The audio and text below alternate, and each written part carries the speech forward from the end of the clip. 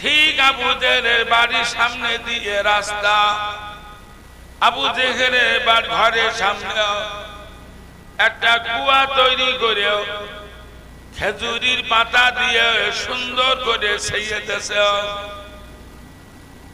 আস্ত খেজুরির পাতাতে ঢেকে বালি ছড়িয়ে দিয়েছে। মুহাম্মদ রাসূলুল্লাহ ওই রাস্তা দিয়ে যাবে, ওই গর্তের ভিতরে পড়ে যাবে। আমরা বালি চাপাতে জনমের মতন শেষ করে দেব।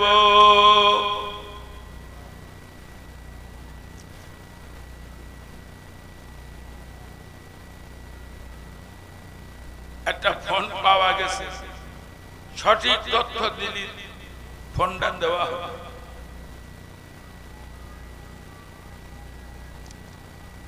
ভাইজানেরা,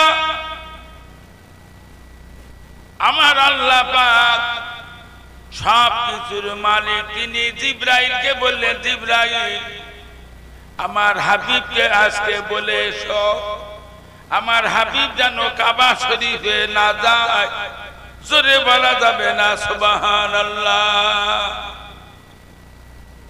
যত রাত হয় আবু জেহেল ছটফট করে দৌড়ে রাসূলুল্লাহর বাড়ি যায়। মুহাম্মদ কেন বাড়ি থেকে বার হলো না? আবার কাবা শরীফে যায়। মুহাম্মদ কাবা এখনো আসলো না। এদিক ওদিক বারবার করতে আবু জেহেল নিজে কুয়ার ভিতরে পড়ে গেছে।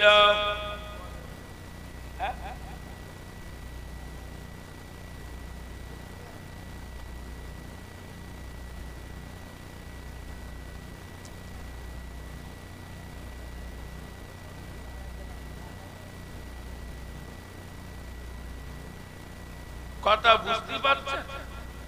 আবু জেহেল কুয়ায় পড়ে, কারোর জন্য কেউ বিপদে ফেলতে চাইলে ঠিক আল্লাহ পাক তার বিপদে ওজন ফেলে দেবে। আবু জেহেলের কুয়ায় আবু জেহেল পড়ে গেল।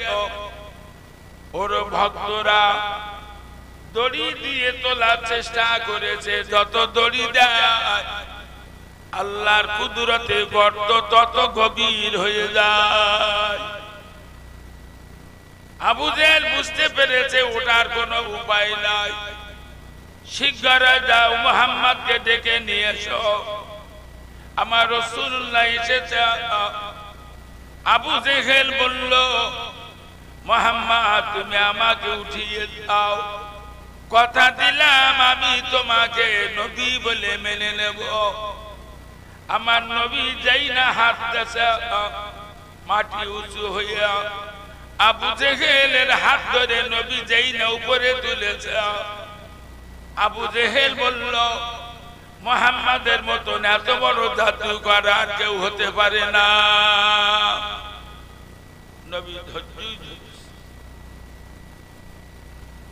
কাবার সামনে নবী নামাজ পড়ে। আবু জেহেলের দলবলেরা আমার নবীর ঘাট গলায় উটের পাতা নাড়িগুলো ঝুলাইয়ে দিয়ে যায়।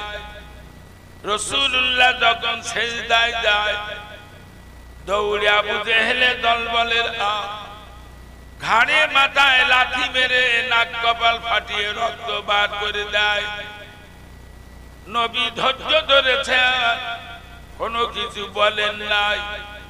আল্লাহ বলেছে ধৈর্যশীলদের সঙ্গে আছে। যত দিন যায় তত অত্যাচার বাড়ে, আল্লাহর আর সহ্য হয় না। মহান আল্লাহ বলেন, জিবরাইল আমার হাবিবকে বুঝাইয়ে বলো আমার হাবিব যেন এখনই মদিনায় চলে যায়। হুজুর মদিনা শরীফে চলে গেছে।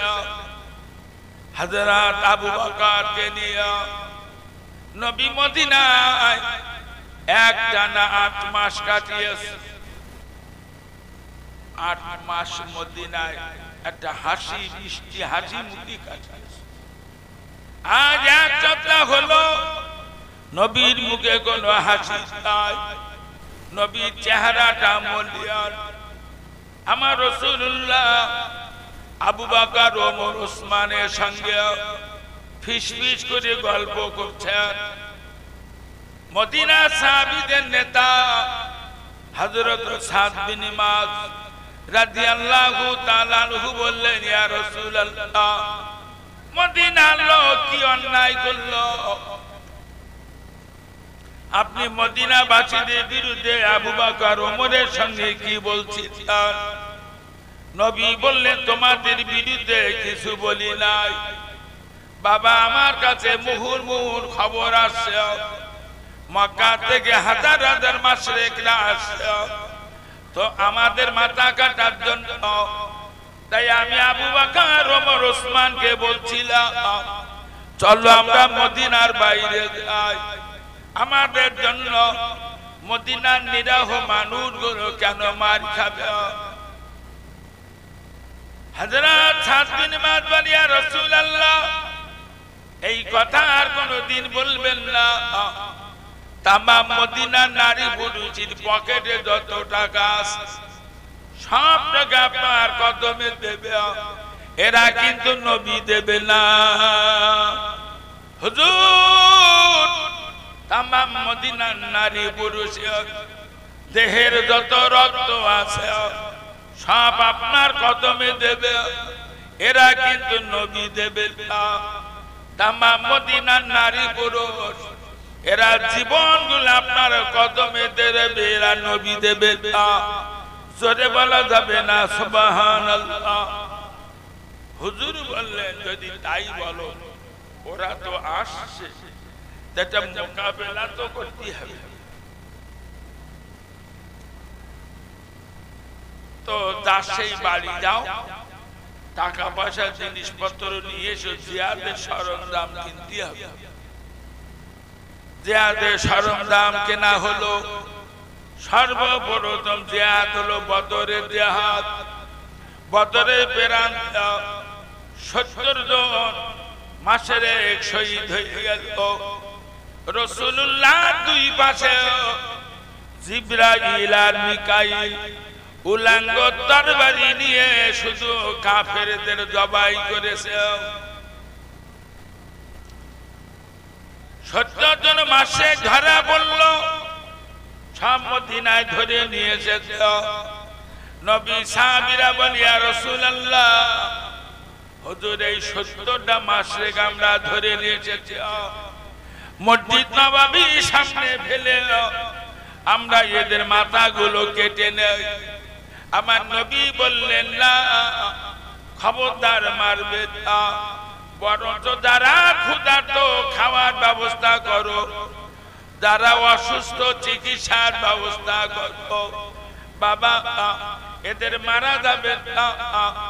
নবী বললেন, এদের পক্ষ থেকে একটা খবর দাও, যারা এদের ছাড়িয়ে নিতে চায় 2000 করে টাকা দিলে ছেড়ে দেব। যারা জেরাম পেরেছে দেশে, তারা দিতে পারেনি। নবী বললেন যে আমাদের এই বাচ্চাগুলো 2 মাস ধরে তোমাদের লেখাপড়া শিখতে হবে, তারপর তোমাদের ছাড়। 1 বছর পার হতে দেয় নাই, আবার ওহদের জিহাদের ঘোষণা। ওহদে প্রাণ রাসূলুল্লাহ 700 জন সৈন্য নিয়ে গেছে। মুশরিকদের সংখ্যা ছিল 10,000-এর বেশি। তাতে আবার নবী 50 জন সাহাবীকে বললেন, তোমরা পিছনে সুড়ঙ্গ পথটায় দাঁড়াও। 650 সাহাবীকে নিয়ে নবী জিহাদের ময়দানে নেমে পড়েছে। খোদার রহমত নাযিল হলো। 10,000 মুশরিকের হৃদপিণ্ড কেঁপে গেছে, ওরা সব পিছিয়ে গেছে। আমার রাসূলুল্লাহ সাহাবীরা মাল মাত্রা সব ওহদের মাঠে গোছগাছ করে। এই 50 জন সাহাবী, 50 জন সাহাবী মতবিরোধ রয়েছে। একদল বলছে চলো আমরা চলে যাই, জিহাদ বন্ধ হয়ে গেছে।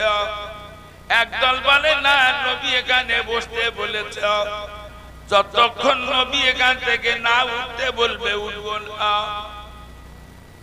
দুই দল যুক্তি খাড়া করে তার থেকে 38 জন সাহাবী সুড়ঙ্গ পথ ছেড়ে চলেছে। মাত্র 12 জন সাহাবী সেখানে আছে। মাশরিকদের চরিত্র হলো সুযোগ পেলে মারো, পিছন দিক দিয়ে মারো। রাসূলুল্লাহর আদর্শ হলো বলে মারো, সামনে দিয়ে মারো। ওরা পাহাড়ে মাথায় উঠে দেখে মুসলমানদের হাতে তরবারি নাই, সবাই উহুদের প্রান্তে মালমাতা গোছগাছ করছে। খুব সুন্দর সুযোগ, এত সুন্দর সুযোগ ছেড়ে দেওয়া যাবে না। মুহূর্তের ভিতরে হাজার হাজার মাসের সুড়ঙ্গ পথ ধাওয়া করছে। সবাই কিন্তু ঝাঁপিয়ে পড়েছে। 12 জন সাহাবী শহীদ করে দিয়েছে উহুদের প্রান্তে। বড় বড় 70 জন সাহাবী শহীদ হয়ে গেছে। রাসূল পাক সাল্লাল্লাহু আলাইহি ওয়াসাল্লাম আমার ভাইজানের মাথায় লোহার কড়া দিয়ে আঘাত করেছে। বিখ্যাত মাশরিক না আমার ভাইজানের এই রাসূলুল্লাহর আঘাত করায় নবী যখন পড়ে গেছে, ও তখন ঘোষণা দিয়েছে মুহাম্মদুর রাসূলুল্লাহ শহীদ হয়ে গেছে। সমস্ত মুসলমানরা ভেঙে পড়েছে। কি সর্বনাশ হলো! হাতে করে নবীকে হারিয়ে ফেললাম। হযরত আলী সিজদায় পড়ে চিৎকার করে কাঁদে, আল্লাহ আমাদের ভুলের জন্য আপনার নবীকে আপনি আসমানে উঠাই এনেছেন, যতক্ষণ আমার নবীর ফিরাই না দেবেন আল্লাহ আমি আলী সিজদা থেকে মাথা উঁচু করব না। ও মুসলমান ভাইজানেরা, এলহাম হলো আই আলী উহুদের পাহাড়ের ধারে একটা গর্তের নিচে আমার রাসূলুল্লাহ পড়ে আছে।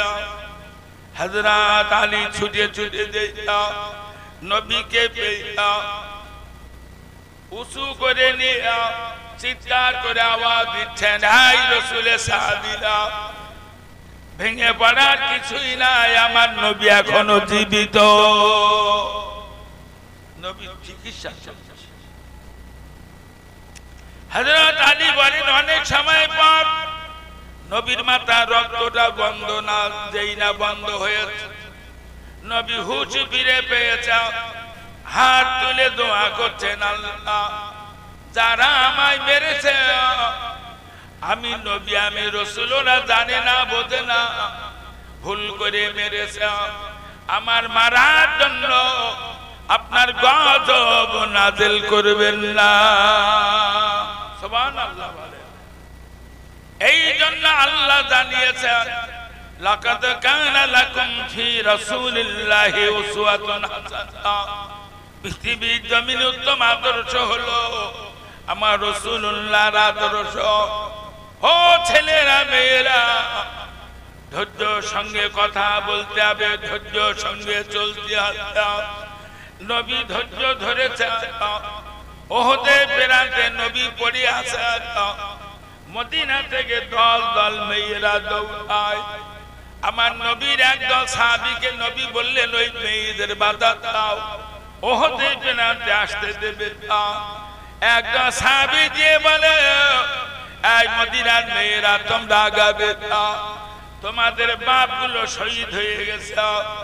মদিনার নারীরা চিৎকার করে বলে, কাপুরুষ মুসলমানের বাপ শহীদ হলো শুনতে আসিনি, নবী কেন শহীদ হলো জানতে চাই। বলে না না, নবী জীবিত। বলে বিশ্বাস করি না। মেয়েরা আবার দৌড়া, নবী আমার একদম সাহাবীকে বললে ওদের বাধা দাও, আর একদল সাহাবীরা দিয়ে বললো, এই মেয়েরা তোমরা আগাবে না, তোমাদের স্বামীগুলো শহীদ হয়ে গেছে। মেয়েরা বলে কাপুরুষ মুসলমান স্বামী শহীদ হলো শুনতে আসি না, নবী কেমনে শহীদ হলো জানতে চাই। বলে না নবী জীবিত, বলে না বিশ্বাস করি না, বাদ দৌড়ায়। আল্লাহ নবী আবার একজন সাহাবীকে বলেন বাধা দাও মেয়েদের। কোন কোন সাহাবীর মাথা কেটে এনেছে, কোন কোন সাহাবীর হাত কেটে এনেছে, কোন কোন সাহাবীর পা গুলো কেটে এনেছে, কোন কোন সাহাবীর এত তরবারি দিয়ে কুপিয়েছে, সেনা যায় না এই লোকটাকে। নবী বললেন মেয়েরা দেখলে হয়তো বেহুশ হয়ে যাবে। হযরত আমির হামজা নবীর চাচা, আমির হামজার বুকটা ফেলে দিল কলিজা বার করে টকবক করছে, রক্তই অবস্থা চিবাচ্ছে আবু সুফিয়ানের বিবি হিন্দা। নবী সব দেখেছেন। আমার ভাইজানেরা সাহাবীরা বলে আয় মদিনার নারীরা আর আগাবে না, তোমাদের বেটাগুলো শহীদ হয়ে গেছে। বলে নবী কেন, নবী কেন শহীদ হলো শুনতে চেয়েছি। বলে আমার নবী জীবিত। মেয়েরা কোনো বাধা শোনে না, সরাসরি ওহুদের প্রান্তে চলে গেছে। নবীকে দেখে বলে ইয়া রাসূলুল্লাহ, আপনার একদম সাহাবীরা বাধা দিয়ে বলে বাপ শহীদ হয়ে গেছে। আপনার একদম সাহাবীরা বলে স্বামী শহীদ হয়ে গেছে। আপনার আর একদম সাহাবীরা বাধা দিয়ে বলে বেটা শহীদ হলো। হুজুর সব দুঃখ কষ্ট নিবারণ হলো আপনার পবিত্র চেহারাটা দেখে।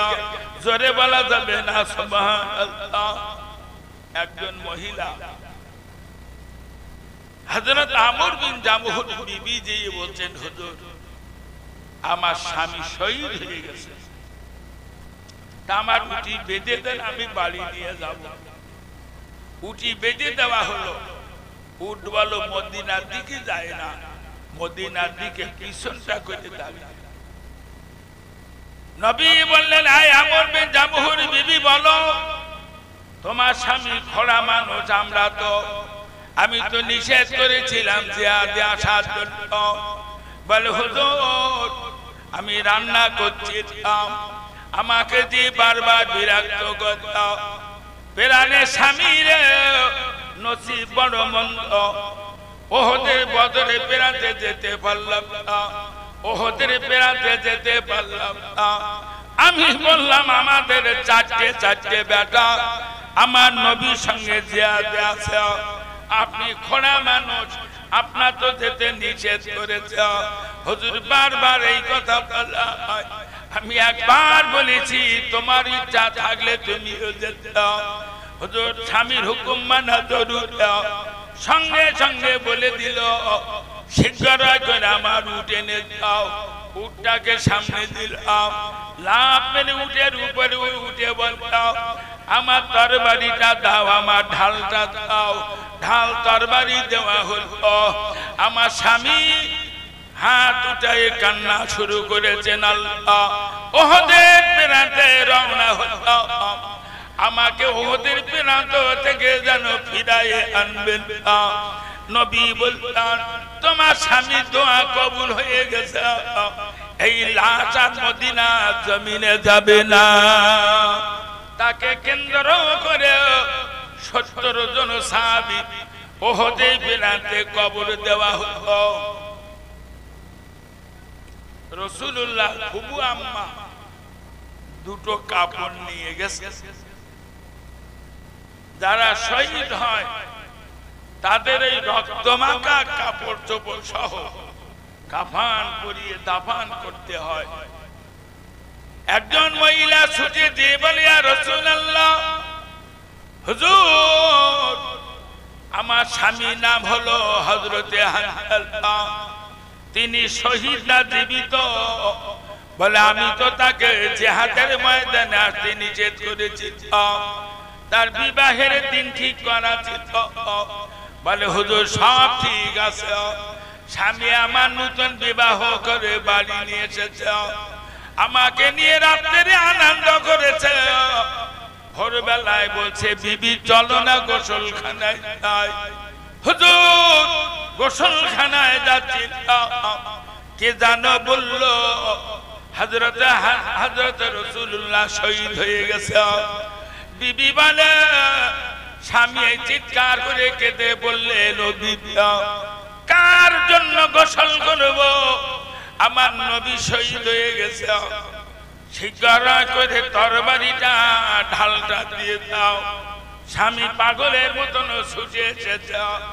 হযরত আলী রাসূলুল্লাহকে বললে, শহীদের লাশ যেখানে সেখানে হানজালার পাওয়া যায় না, জীবিত সাহাবীদের দলে পাওয়া যায় না, জখম হয়ে যেটা সাহাবীরা পড়ে আছে সেখান পাওয়া যায় না।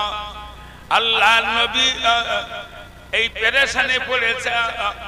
হযরত জিবরাইলকে আল্লাহ বললে, আমার নবীকে বুঝাইয়ে বলতো আমার রাসূলুল্লাহ প্রিয় সাহাবী হানজালার উপরে আল্লাহ এত খুশি, নতুন বিবি ফেলে রেখে জীবনটা আল্লাহ রাস্তায় বিলীন করে দিয়েছে। দুনিয়া কোন পানি দিয়ে তার গোসল করানো হবে না। আল্লাহর ফেরেশতারা আল্লাহর আকাশে উঠিয়ে এনেছে রহমতের ফেরেশতারা, রহমতের পানি দিয়ে তার গোসল করাচ্ছেন।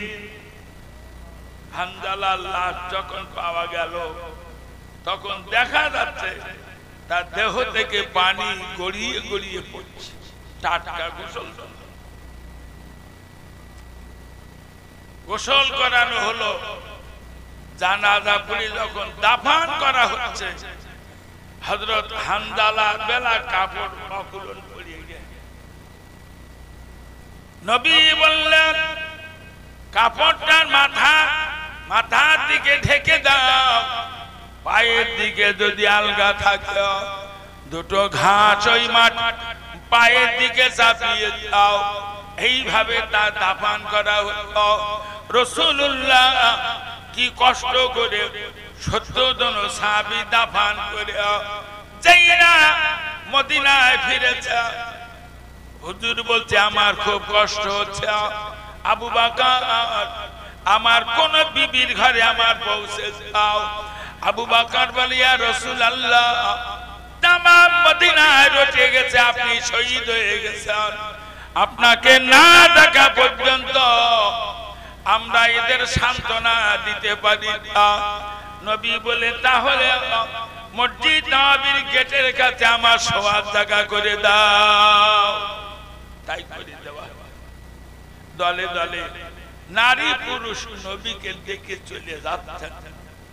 আল্লাহ নবী কাছে ওই মুহূর্তে খবর এসেছে, ইয়া রাসূলুল্লাহ, ইয়া হাবিবাল্লাহ, হুজুর এই মুহূর্তের জন্য মক্কা থেকে হাজার হাজার মুশরিকরা আসছে আপনাকে মারার জন্য। আল্লাহর নবী বলেন, আলী রে, শীঘ্র করে বাইরে একটা বড় পাথর আনো। রাসূলুল্লাহ পাথরে চড়ে বসেছে। চারিদিকে দিয়ে নবী সাহাবীরা দাঁড়িয়ে। নবী আওয়াজ করেছে, এই মদিনা সুস্থ যুবকেরা কে আছো ইসলাম বাঁচানোর জন্য এই মুহূর্তে জীবন দেবে? আবার সুস্থ সাহাবীগুলো ছুটে এসেছে। নবী তাদেরকে নিয়ে মদিনার বাইরে যাইয়া চারিদিকে বড় বড় পাহাড়ের মাথায় নবী ভাগ করে দিয়েছে। তোমরা কতজন ওই পাহাড়ের মাথায় যাও, তোমরা কতজন ওই পাহাড়ের মাথায় যাও, কিছু শুকনো কাঠ দিয়ে আগুন বানাও। মুশরিকরা দূর থেকে অনেকগুলো আগুন দেখে হয়তো ওরা পিছিয়ে যাবে। নবী এই যুক্তি করে যখন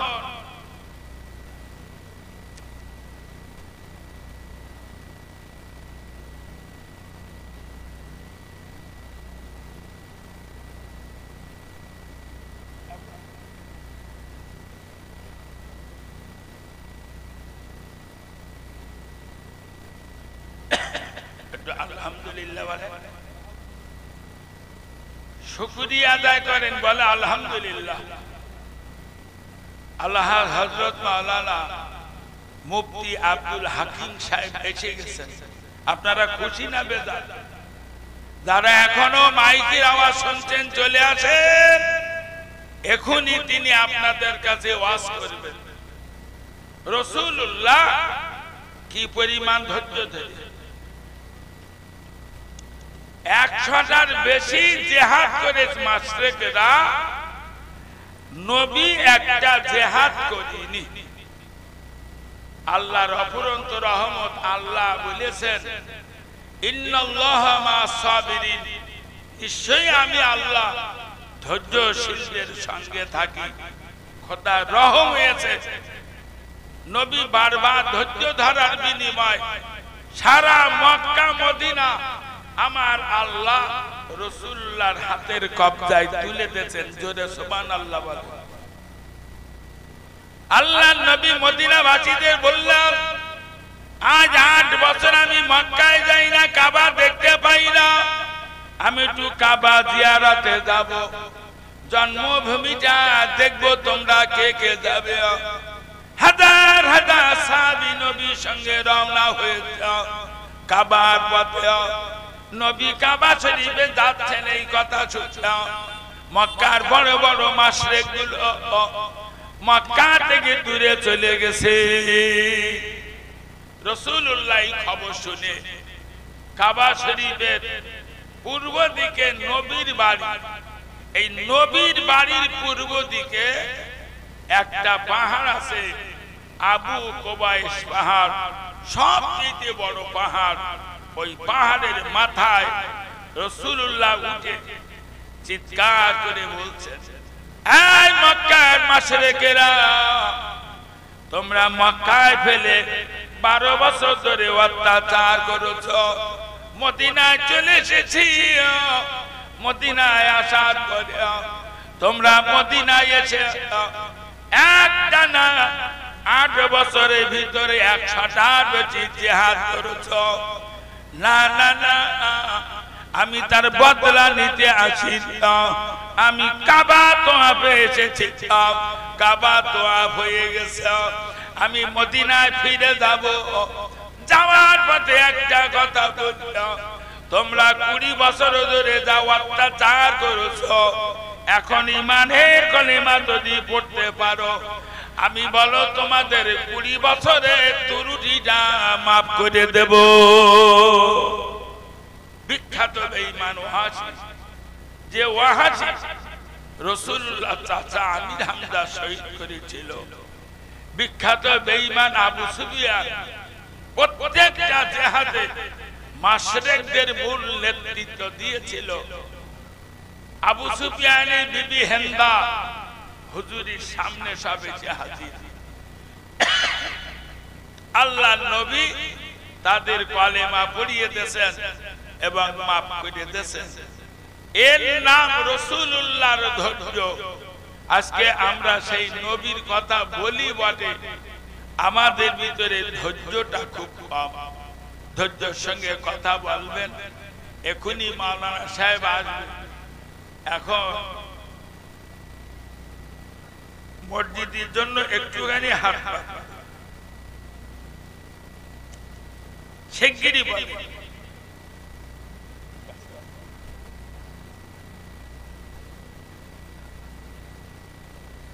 শিগগিরই আসেন। দেখি মাওলানা আব্দুল হাকিম সাহেব এসেছেন, তিনি ওয়াজ করবেন। আপনারা আসুন, কিছু সহযোগিতা করেন। এত বড় একটা জলসা দিতে কত টাকা খরচ, এতটা লোকের জন্য তাবারক বিরিয়ানি তৈরি হয়েছে। আল্লাহ আমার মেজি ভাই, আল্লাহ 1000 টাকা দান করেছে, ওর বাপ মা সব কবরে, দয়া করে কবর দুটো রহমতের বাগান বানিয়ে দান। ভাই সাহেব 100 টাকা, আল্লাহ আপনার গত বছর ওয়াদা ছিল 500 টাকা।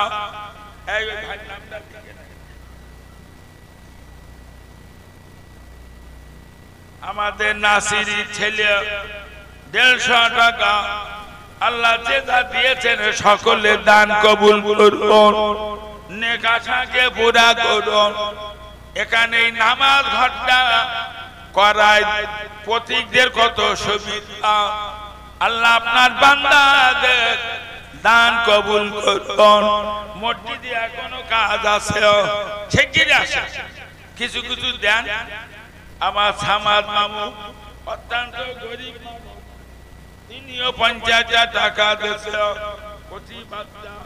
খাবার খেতে মার কাছে 100 টাকা নিয়ে এসেছিল, খাবার না খেয়ে সেটা দিয়ে দিয়েছে। আল্লাহ দানকে কবুল করুন। একটা কচি 20 টাকা।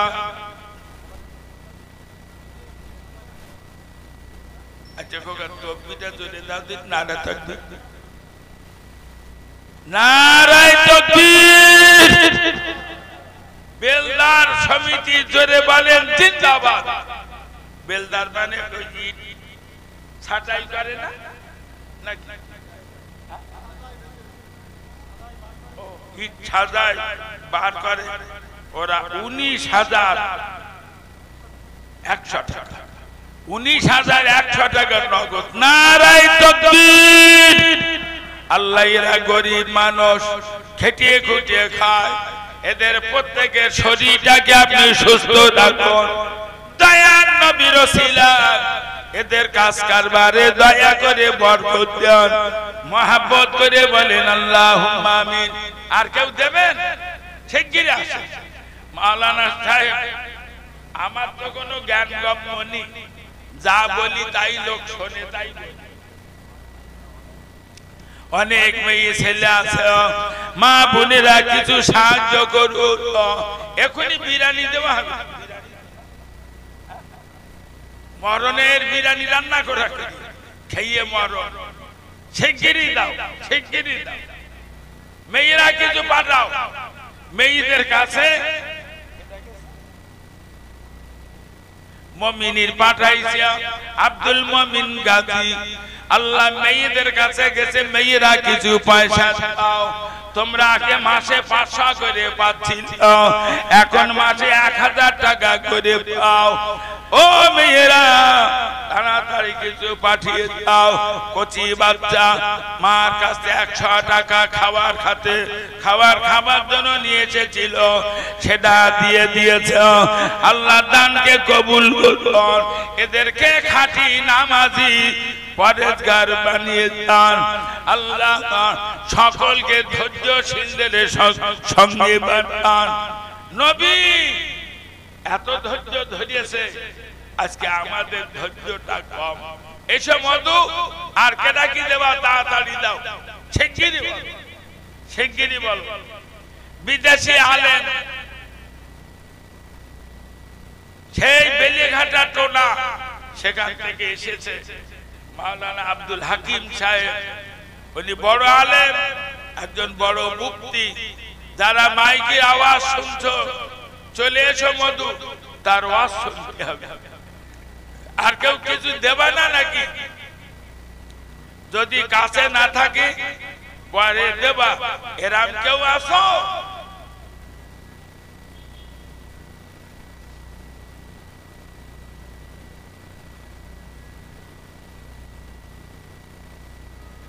আল্লাহ ভাইজান গরিব মানুষ, থাকতে পারলেন না, 20টা টাকা দিয়েছেন।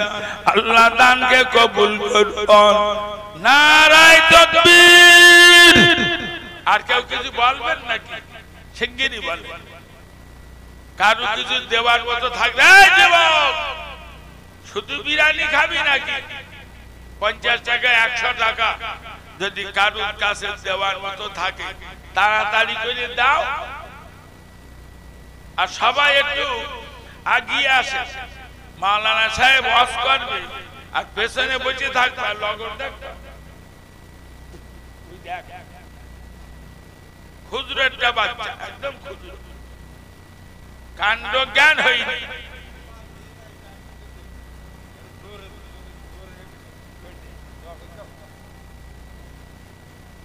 আল্লাহ আপনার অনেক বান্দীরা 10 টাকা 20 টাকা 50 টাকা 100 টাকা নোট, আল্লাহ কিছু খুচরো টাকা দিয়েছে। আমার ওই মায়েদের জন্য জাহান্নাম হারাম করে দয়ার জান্নাত দয়া করে হালাল করুন মহব্বত করে বলেন আল্লাহুম্মা আমিন নারায়ে তাকবীর। যারা পেছনে আছেন এখনো যারা খাবারের দোকানে আছো তোমরা পয়সা ফুরুইনি খাবার খেয়ে চলে এসো, মাওলানা আব্দুল হাকিম সাহেব ওয়াজ করবে। আর এই ফাঁকে সবাই একটু সামনের জায়গা পূরণ করে নেন। নে আয় বাবা আয় শিখে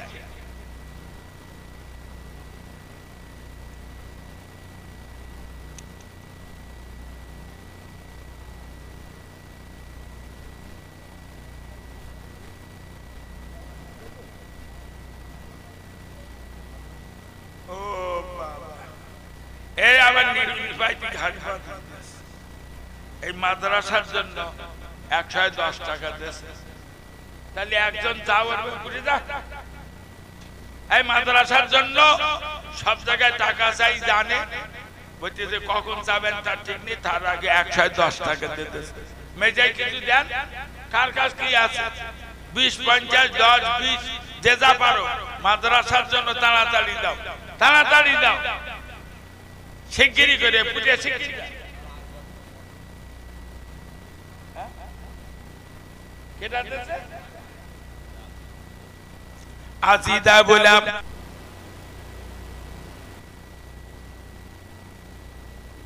ব্যস্ত হওয়ার কিছু নেই, খুব সামান্য সময় একটু শরীর খাওয়ার জন্য উঠেছি। আল্লাহ হযরত মাওলানা মুফতি আব্দুল হাকিম সাহেব আসছেন, তিনি একজন বড় আলেম, আপনাদের কাছে ওয়াজ করবেন অনেক সময়, তারপরে তাবারক নেশাব যাবেন। আমি সামান্য সময়ের জন্য কিছু বলার নিয়ে বসেছি। আলহামদুলিল্লাহ নাহমাদুহু ওয়া নাস্তাঈনুহু ওয়া নাস্তাগফিরুহু ওয়া নু'মিনু বিহি ওয়া নাতাওয়াক্কালু আলাইহি ونعوذ بالله من شرور أنفسنا ومن سيئات أعمالنا من يهده الله فلا مضل له ومن يضلله فلا هادي له ونشهد أن لا إله إلا الله وحده لا شريك له ونشهد أن سيدنا ونبينا وحبيبنا ومولانا محمدا عبده ورسوله أعوذ بالله من الشيطان الرجيم إن الله وملائكته يصلون على النبي يا أيها الذين آمنوا صلوا عليه وسلموا تسليما اللهم صل على وعلى آل سيدنا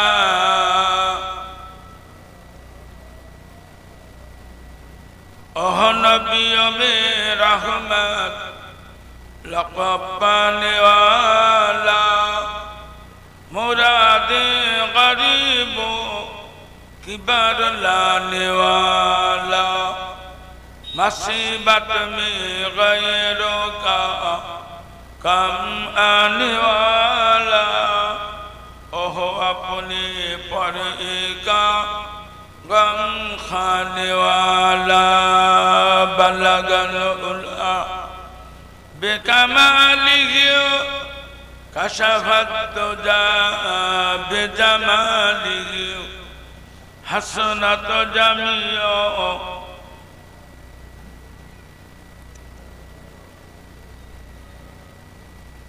जनाब सभापति सम्मानीय उलामाए केराम উপস্থিত ইমানদার ভাই বাবাজিরা, স্নেহের কচিরা, কোরআন পাকে আল্লাহ সবচেয়ে বেশি বলেছেন ইন্নাল্লাহা মা'আস সাবিরিন, নিশ্চয়ই আমি আল্লাহ ধৈর্যশীলদের সঙ্গে থাকি। এখন এই যে আল্লাহ বললেন আমি ধৈর্যশীলদের সঙ্গে থাকি, আর ধৈর্যর কথাটা কোরআনে 90 জায়গায় আল্লাহ বলেছেন তোমরা ধৈর্য ধরো, সবর করো। আমাদের এই পাশে অন্য কওমে আমরা বসবাস করি। আচ্ছা, অন্য কওমের রাগ বেশি না আমাদের কওমের লোকের রাগ বেশি বলেন?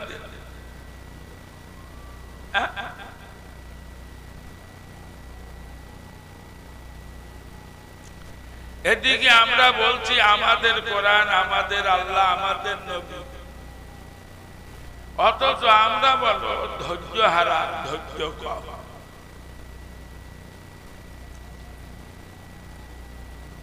আল্লাহ কতটা ধৈর্য ধরে?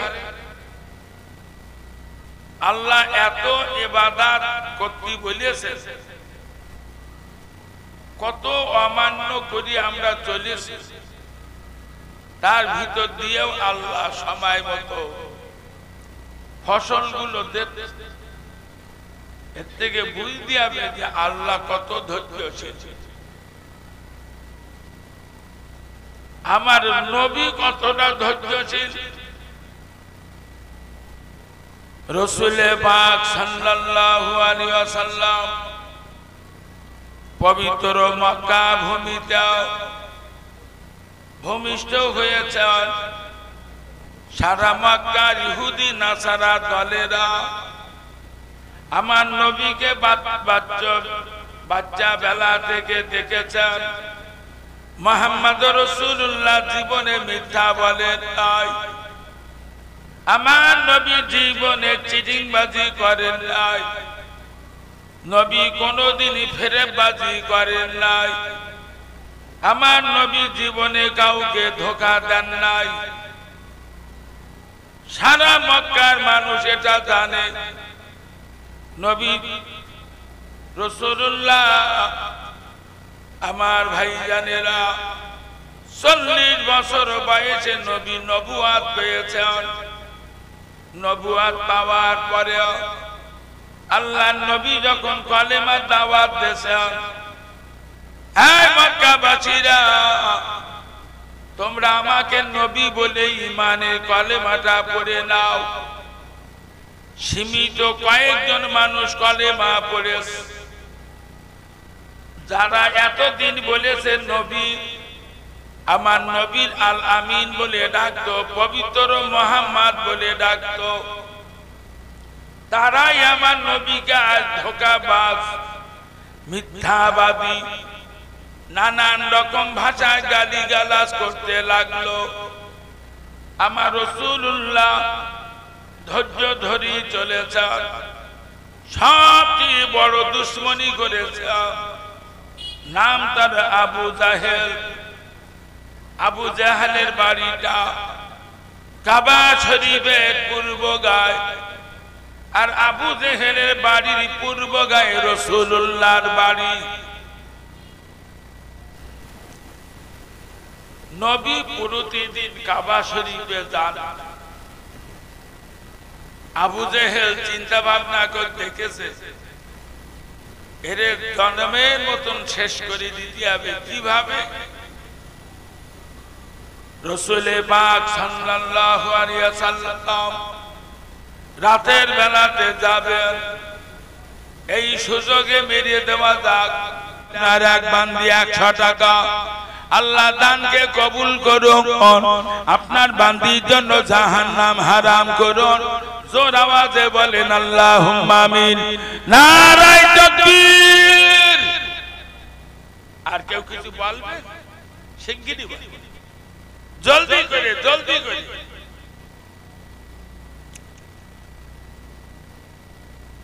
আর কারুর দেওয়ার মতো থাকে না তাড়াতাড়ি দেন। 10, 20, 50, 100 মাদ্রাসাটা বাঁচিয়ে রাখতে হবে। মাদ্রাসায় এবছর 30টা ছেলে পাগড়ি পরেছে, বলো বুখারী শরীফ শেষ করে। আগামী বছর আল্লাহ চাইলে অনেক ছেলে পাগড়ি নেবে। আগামী বছর মুফতি খুলছি, মুফতি বিভাগ, আরবি সাহিত্যের বিভাগ, আবার কারি বিভাগ, 3টে ক্লাস এবছর খোলা হচ্ছে। এক্ষুনি আমাদের এই রমজানে 5 লক্ষ টাকার কিতাব কিনতে হবে। যদি কেউ পারে কিতাব কিনতে 2000, 1000 করে টাকা মাদ্রাসায় দেন। মাদ্রাসায় তো আমার যাওয়ার মতন নেই, গেলি কেশিয়ার টাকা চাই। কেশিয়ার আর ওই ম্যানেজার ওরা দুজন, আমি গেলি টাকা দাও, টাকা দাও, এ টাকা পাবে, সে টাকা পাবে, হুজুরা বাইনে পাবে, হুজুর টাকা দেয়, শুধু টাকা চাই। আপনারা না দিলে আমি কোন থেকে দিতে হবে তো টাকা? তাড়াতাড়ি দাও, তাড়াতাড়ি দাও। এই বুঝে 5000 হয়ে গেছে।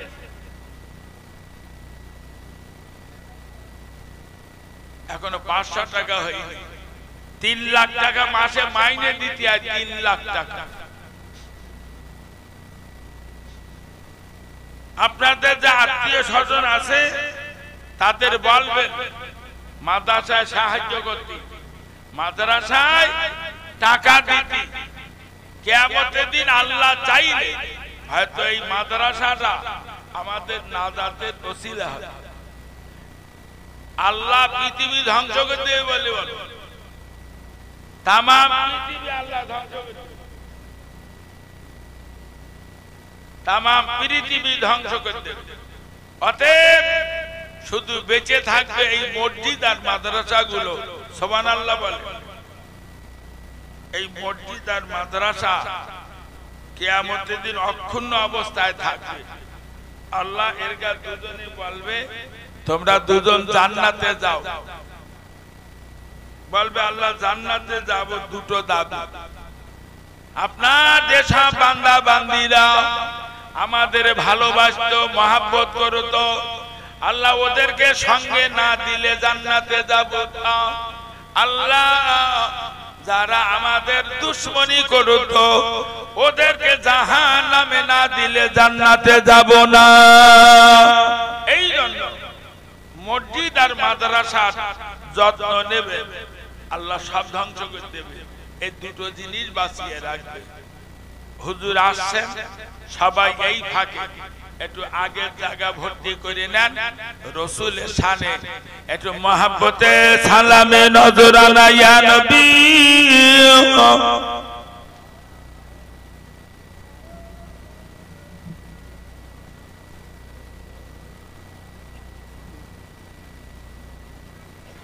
সবাই আগে আসেন ভাই, আল্লাহর রাস্তায় সবাই আগে আসেন। সামনে অনেকটা ফাঁকা জায়গা, মেহেরবানি করে আগে আসেন। এত বড় একটা জান্নাতের বাগানে এসেছেন, রাসূলের একটা সুন্নত আদায় করে। সবাই সামনে ফাঁকা জায়গাগুলো পূরণ করে। সবাই আগে আসেন ভাই, আল্লাহর রাস্তায় এখনো পিছনে অনেক মানুষ। আগে আসেন। হুজুর এসেছেন, হুজুর এসেছেন, আপনারা সবাই আগে আসেন। আপনাদের তো ওয়াজ শুনতে হবে। প্রবীণ ওয়াইজি যার আলোচনা আপনারা ইউটিউবে, ফেসবুকে শুনেছেন, এখন সচক্ষে আপনারা তাকে দেখবেন, তার আলোচনা শুনবেন। আগে আসেন ভাই, আল্লাহর রাস্তায় সবাই আগে আসেন। সকলে মহব্বতে উচ্চ আওয়াজে প্রাণ ভরে সালাত কিয়া ইয়া নবী সালামুন।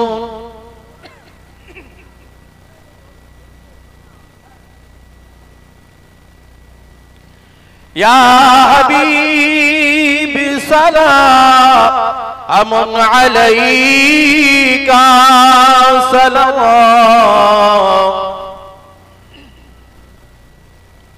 तला अल बदरु علينا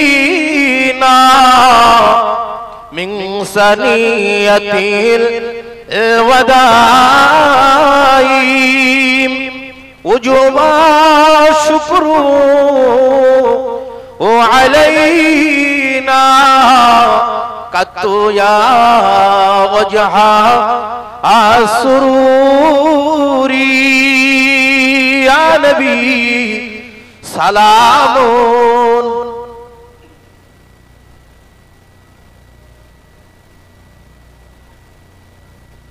يا حبيب سلام عليك سلام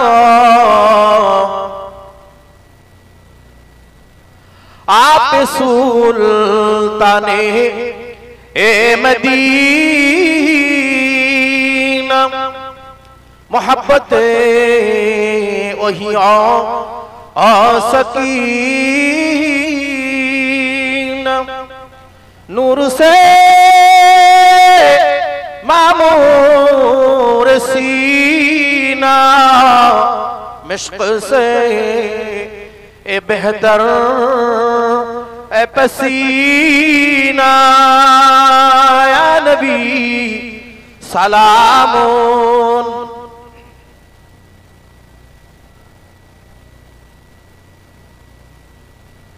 या हबीब सलामुन अलैका सलाम या हबीब या मुहम्मद या अरूसल क़ाफ़िक़ैन या मुअय्यद या मुमाज्जद या इमाम मलकीब इलतैन या नबी सलामुन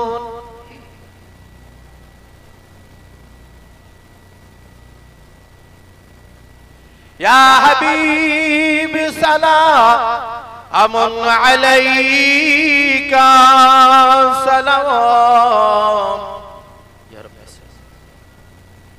सल्लमु या क्या मुबल सल्लु अला सदरिल आमीन मुस्तफा मा जा इल्ला रहमतल लिल आलमीन अल्लाहुम्मा सल्लि अला सय्यिदीना मौलाना मुहम्मद व अला आलि सय्यिदीना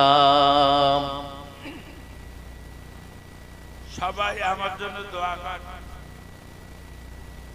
শরীর খুব ক্লান্ত আর ওয়াজ করতে যাতে ইচ্ছা শরীর খুব দুর্বল শুধু ওষুধ খাচ্ছি গাদা দোয়া করবেন আর মাদ্রাসার থেকে সবাই লক্ষ্য রাখবেন যত্ন নেবেন এবছর আমরা 3টে ক্লাস বাড়াইছি এই 3 বছরে বুখারী শরীফ খোলা হয়েছে এবছর মুক্তি বিভাগ আরবি সাহিত্য বিভাগ আর কারি বিভাগ খোলা হয়েছে রমজান বাদে রোজার ঈদ হয়ে গেলে 3 দিন পরের থেকে আমরা ছেলে নেব মাদ্রাসার জন্য দোয়া করবেন মাদ্রাসায় ছেলে পাঠাবেন আসসালামু আলাইকুম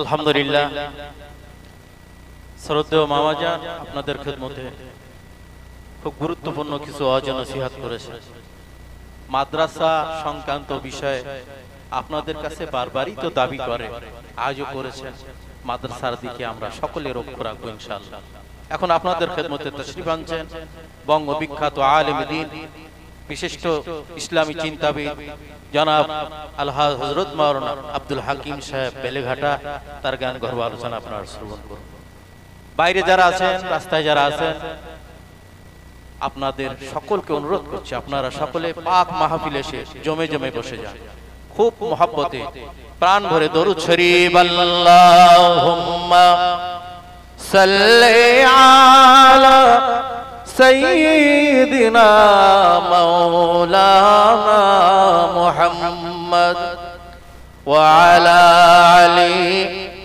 সাইয়্যিদিনা।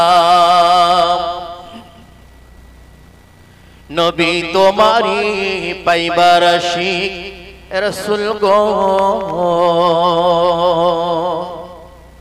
নবী তোমারি পাইবার আশিক, এমন শুধু তোমায় চাইতেছে, দয়া করে দাও গো দেখা, দয়া করে দাও গো দেখা, আজ তোমার পাগল উম্মত কাঁদতেছে। আল্লাহুম্মা সাল্লি আলা সাইয়্যিদিনা মাওলানা মুহাম্মদ ওয়া আলা আলি সাইয়্যিদিনা।